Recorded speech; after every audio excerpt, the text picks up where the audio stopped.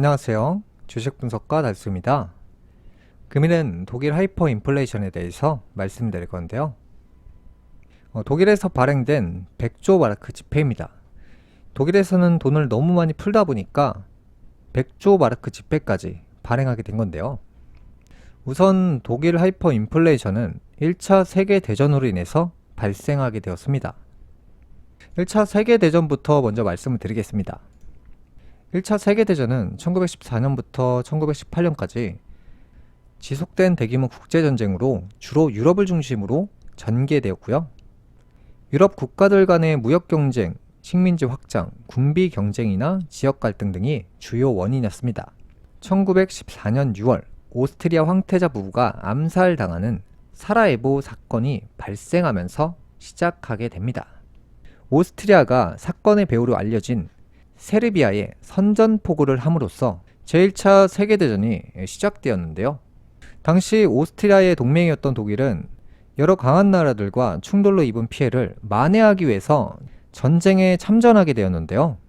독일은 10개월 만에 끝난 보불 전쟁의 전례에 비추어 전쟁이 빠른 시간 안에 끝날 것으로 예상하고 막대한 전쟁 비용을 증세가 아닌 국채 발행으로 충당하게 됩니다.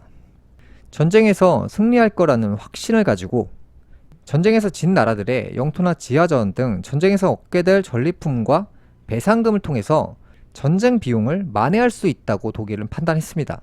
생각보다 전쟁이 길어지면서 전쟁으로 인한 지출이 증가하게 되었고요. 독일 정부에서는 채권과 어음을 남발하면서 마르크화의 가치도 점점 하락하게 됩니다. 1918년 11월 독일이 전쟁에서 패배하게 되면서 프랑스를 비롯한 승리한 국가들이 전쟁으로 인한 손해배상을 청구하기 위해 베르사유 조약을 맺었는데요. 이 조약에서 독일이 소유한 모든 국외 자산을 압류 동결하고 독일이 가진 모든 채권을 무효로 만들어 버립니다. 기존 영토 10% 이상을 잃고 1921년까지 약 40조의 배상금을 금이나 외환으로 납부해야 했습니다. 결국 부채를 상환하기 위해서 마르크를 찍어내기 시작하게 됩니다.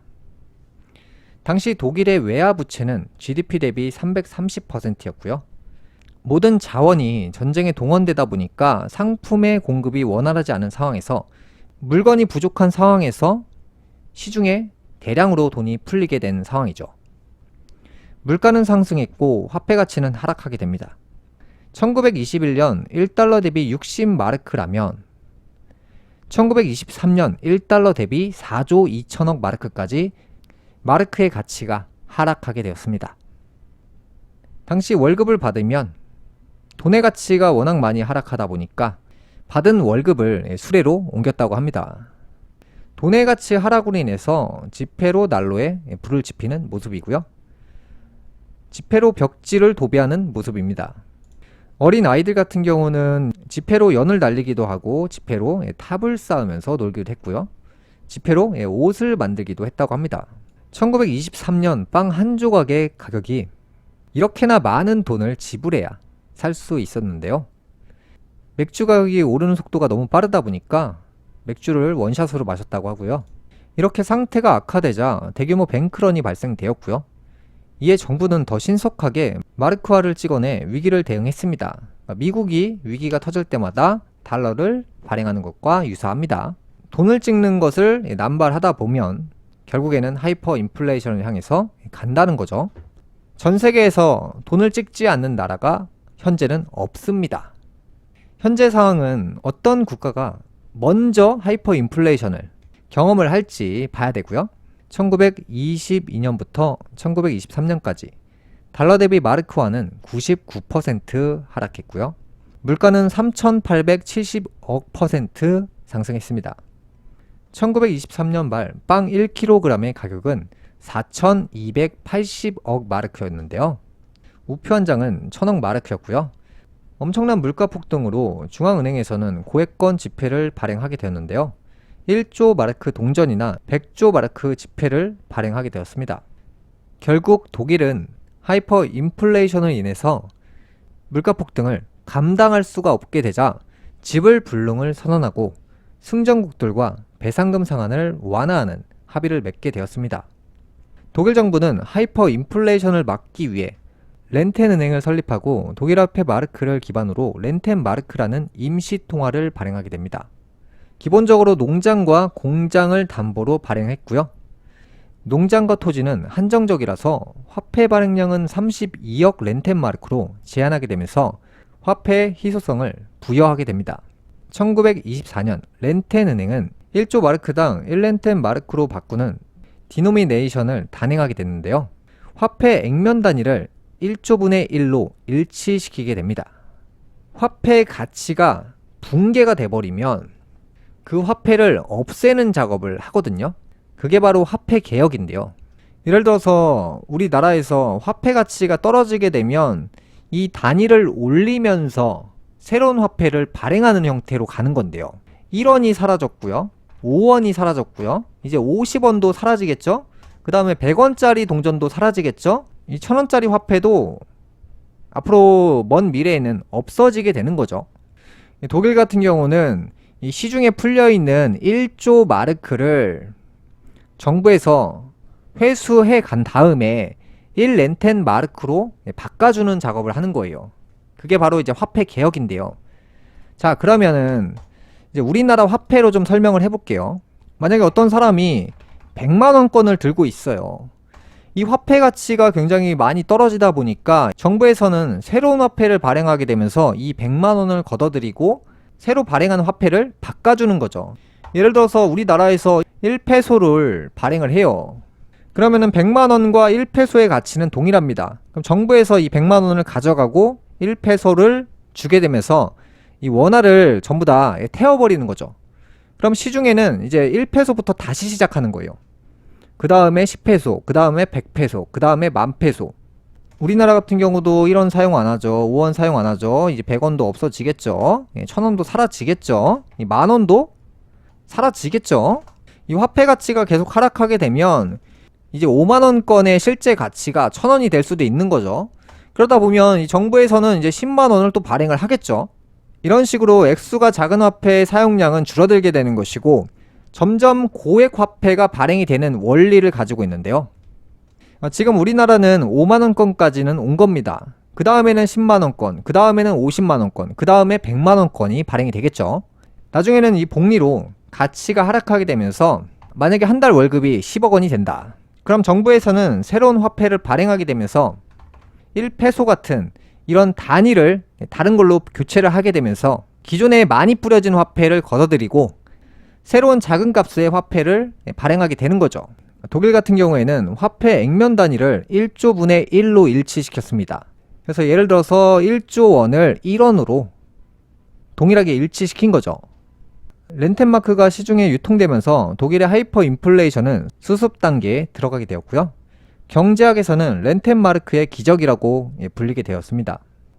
현재 독일은 통화를 유로화로 변경하여 마르크화는 사라졌지만 통화가치 안정과 재정의 건전성이 얼마나 중요한지 알려주는 사례가 되었습니다. 한국의 소비자 물가 상승률인데요. 이게 점점 복리로 불어나게 되는 구조를 가지고 있어요. 그래서 이제 2012년 1월부터 2020년 1월까지 8년 동안 연평균 1.3%씩 꾸준하게 상승했기 때문에 2020년도까지는 경제를 컨트롤하기 굉장히 수월했고요. 이제 본격적인 하이퍼 인플레이션, 초인플레이션으로 갈 수밖에 없는 이유가 복리로 상승하는 단계로 왔기 때문이에요. 2020년 1월부터 2023년 10월까지 연평균 물가 상승률은 3.8%인데요. 연평균 3.8%라고 한다면 실제로 우리가 체감하는 물가 상승률은 연평균 10에서 20% 정도까지 느낄 수가 있습니다. 이제 2024년, 2025년 이런 식으로 가다 보면 금리도 굉장히 많이 올라갈 수밖에 없고요. 물가도 지금 계속 억누르고 있는데 이 물가가 5에서 6%씩 상승할 확률이 굉장히 높습니다. 계단식으로 계속 올라가는 형태를 보이고 있기 때문에 이 물가를 잡을 수가 없다고 보는 게 맞습니다. 물가를 잡을 수 없는 이유는 앞으로 제가 이 방송을 통해서 말씀드리겠습니다.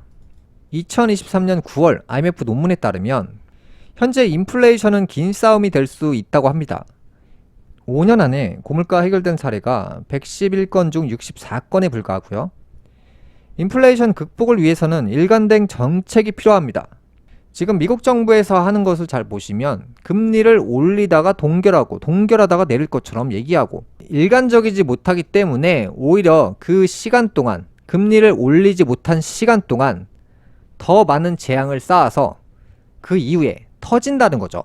올려야 될 시기를 놓치게 됐을 때 지금처럼 금리 동결을 막 2번, 3번 연속으로 하게 되면 그 재앙이 사라진 게 아니라 쌓여지는데 더 빨리 쌓이고 있는 거예요. 그 안에서는 골마서 터지기 직전이 되는 거죠. 금리 인상을 하지 않고 동결을 하면서 버티게 되면 더 큰 재앙이 잠들어 있다가 터지게 되는 거죠. 이런 긴축 정책 종류는 다시 인플레이션을 유발할 수 있고요. 성공적인 디스인플레이션, 물가 상승 둔화는 여기서 제일 중요한 게 사람들이 물가를 잡으면 좋다라고 생각하고 금리를 내리면 좋다라고 생각하시는 분들이 대부분이에요.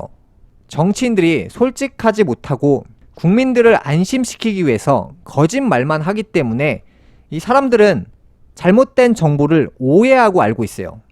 물가를 잡는다는 것이 우리한테는 최악이라는 거예요. 그게 어떤 얘기냐?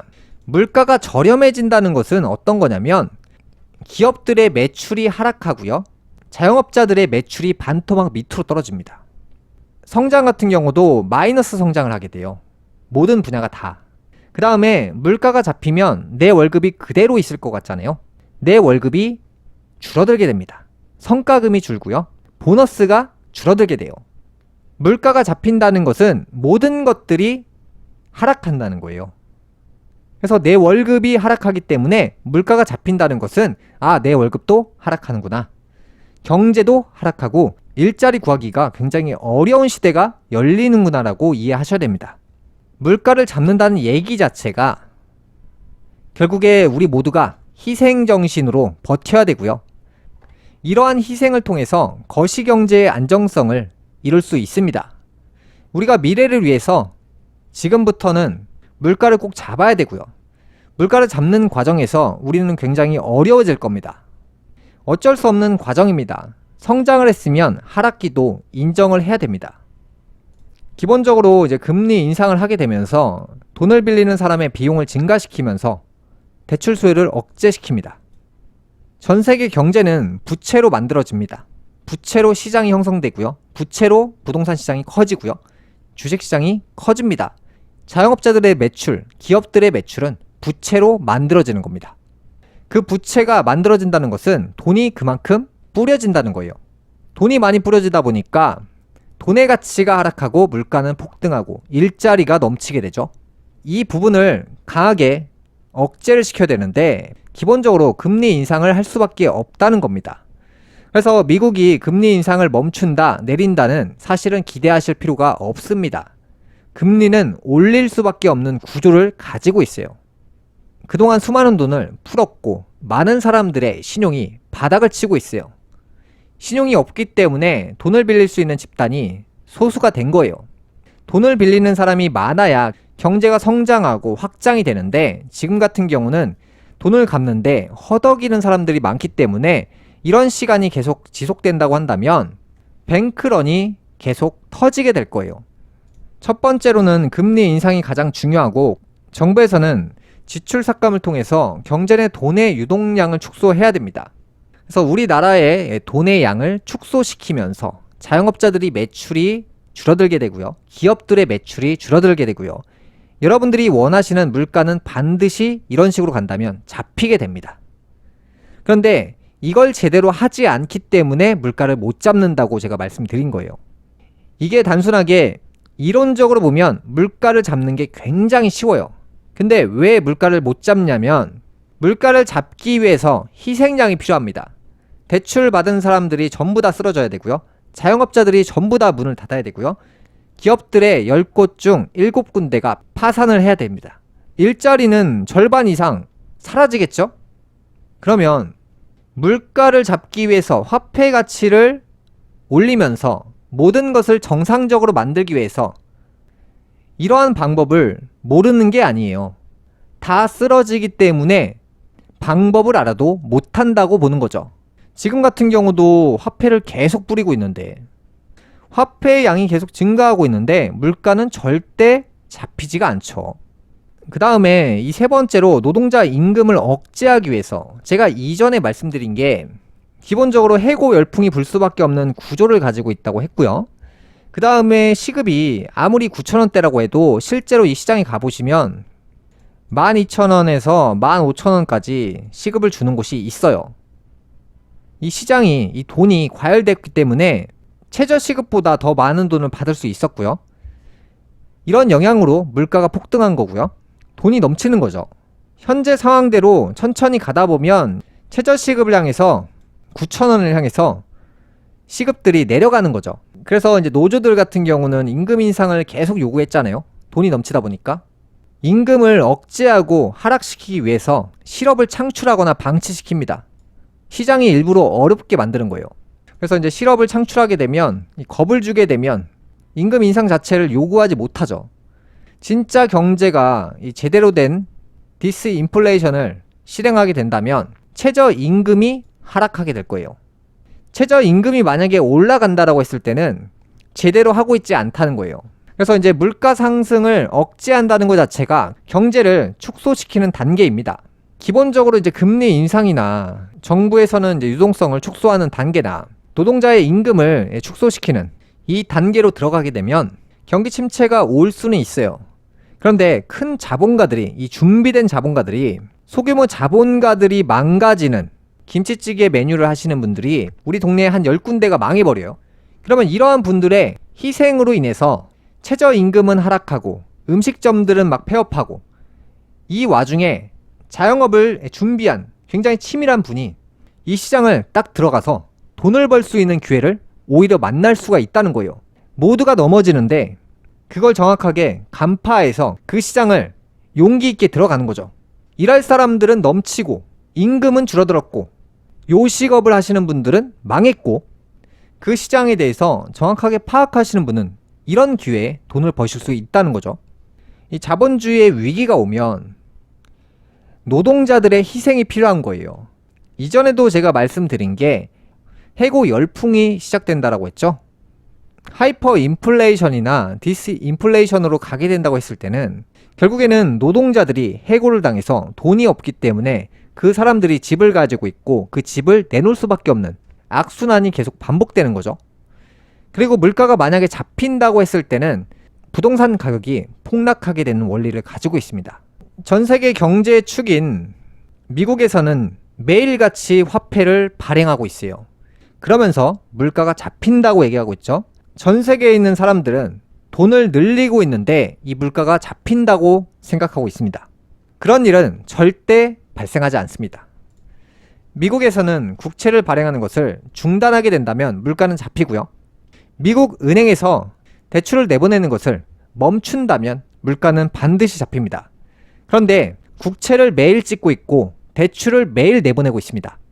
이 얘기가 뭐냐? 금리는 올려야 된다는 것이고 물가는 더 상승할 수밖에 없는 이유가 있다는 겁니다. 전 세계 경제는 어쩔 수 없이 무너질 수밖에 없는 구조로 가고 있습니다. 다음 편에는 더 재밌는 영상으로 찾아뵙겠습니다. 시청해줘서 감사합니다.